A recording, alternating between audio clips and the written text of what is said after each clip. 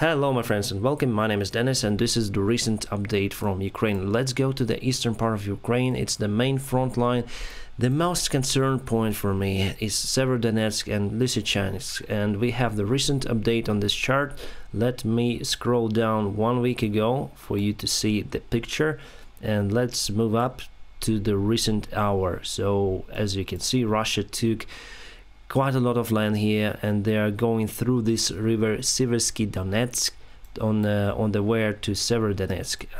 The only way how we can keep the Sverdlovsk city is actually control this part of the road. If we lose this intersection over here, kind of weird one, if Russia would take it, they will have the open road to go to Lysychansk, and from Lysychansk they actually can capture Sverdlovsk. They can capture our forces over there because they are offensive. They have offensive operation from this part, but there are lots of lakes and swamps and ponds, so they will not be very effective on that part. And from the north they took Voronezh northeast, and here's the airport. We have our defense over there. I think, my friends, all the information about our forces that I am telling here, I'm not 100% sure where they are, so I just tell that if there is the airport, if it's under control of Ukrainian forces, obviously we have some defense lines there.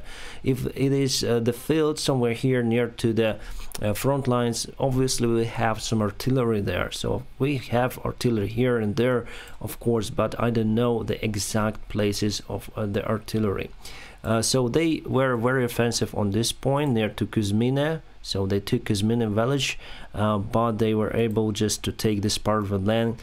There is nothing actually, just a forest, the river. The Izum is another hotspot, my friends, and I'm also concerned about it. However, we have some success. If we'll scroll down 1 week ago, Russian forces were here, and now they retreat a little bit to Izum. How can we make Russian forces here surrender? Actually, we need to cut the line here near to the Kharkiv. There is the road that goes to Kupiansk over here. We need to control this crossroad, and here we have the great obstacle of the river. So we basically need to go to Kupiansk to capture it, and in that way we can capture all that forces. We can make them surrender. There are 25,000 people in this area. They put this as a major hub. The Izum is their major hub for the offensive operation on the eastern part. So yeah, in general, if we scroll down, you'll see that Russia has some bad news here, some good news there, but basically for that kind of war, mostly the front lines are standstill. Let's go to Popasna, where Russian forces were able to break out through our defense, and they are going upwards. If we scroll down, you'll see they took, I think, Popasna, and they want to go up to capture, maybe they're gonna go to Lysychansk, I think, using this small road over here.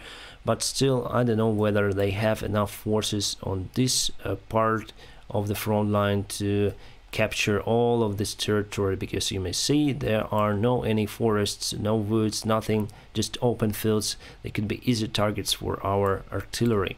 And about our greatest news for Ukraine, good news actually, that we were able to free Tsirkuni village. We were able to free all these parts of our country, and here are the war ongoing. If we click Pit Pitanium, it means under the question. So we have the question, who is controlling this territory? I hope in a couple of days we'll see updates that this part will be controlled by Ukrainian troops already. So we're really pushing them to the border with Russia. So here the border goes. I wonder if we're gonna go to Russian side. I don't think so. However, they have their hubs and bases over here near to Belgrade. So from these bases they send the troops all the way to Ukraine. The problem with Kharkiv city is that we have the big water storage over here.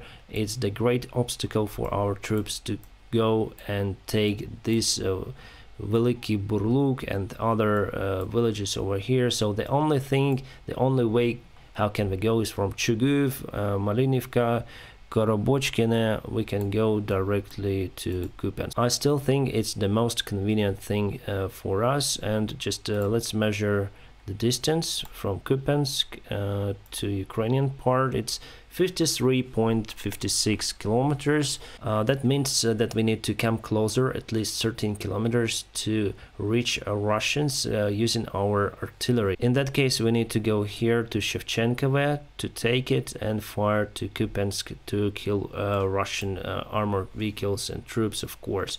So here are the latest news for this part. Let's go to Mariupol.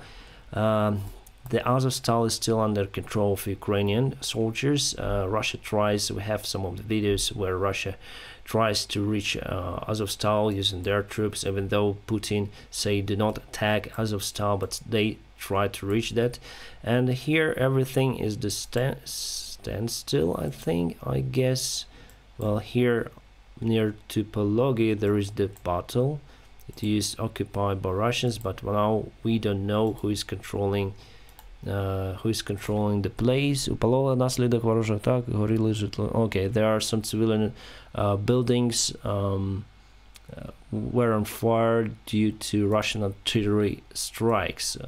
Okay, so Pologi, I think it's partially under control of the Russian troops. So far we are not sure. Transnistria Republic is silent for now. However, there's still a risk for Odessa to be attacked by Transnistria, since they are pro-Russian republic. Mykolaiv is okay, everything is okay, but still we have some of the missiles that struck Odessa recently, and Mykolaiv, of course, there were some problems with the water and electricity in Mykolaiv, and for now I don't know whether that problem was solved.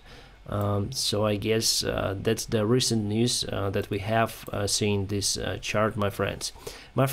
I hope you like this kind of videos of the quick analysis of this chart, and if you do, you may support this video pressing the like and subscribing to this channel. Also, you may join our Patreon club to have the access to some of the perks from my site, and you can support the channel through the PayPal. All of the links I'll put in the video description just below. I wish you a peaceful sky wherever you are, and have a great time.